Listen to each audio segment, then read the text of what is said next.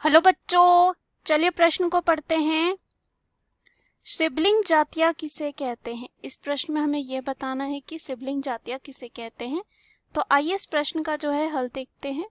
सबसे पहले जो है बात करेंगे इस प्रश्न में मुख्य अवधारणा की। तो इस प्रश्न में हमारे जो है मुख्य अवधारणा हो जाएगा सिबलिंग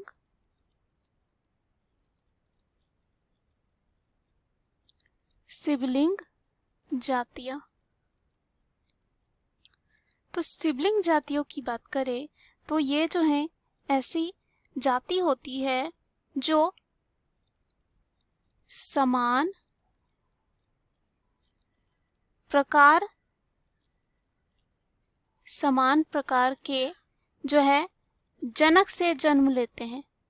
जनक से जो है क्या करते हैं, जन्म लेते हैं, लेकिन ये जो है आपस में प्रजनन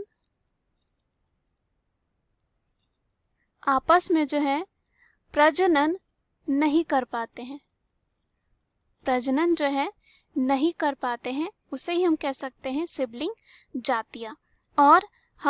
और इसको समझना चाहे तो हम कह सकते हैं जब दो जातियां जो है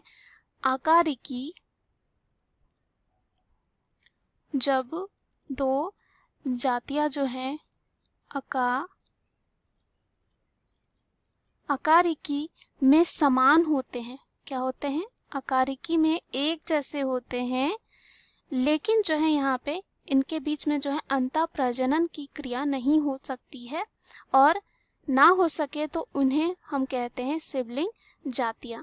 जैसे कि यहाँ पे दो जातियों के उदाहरण की बात करें तो जैसे कि ड्रोसोफिला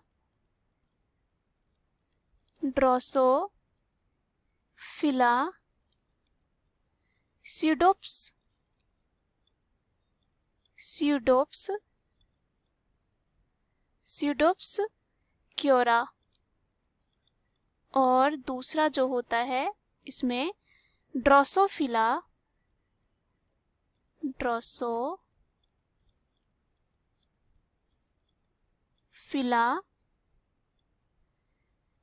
पर्सिमिलिस।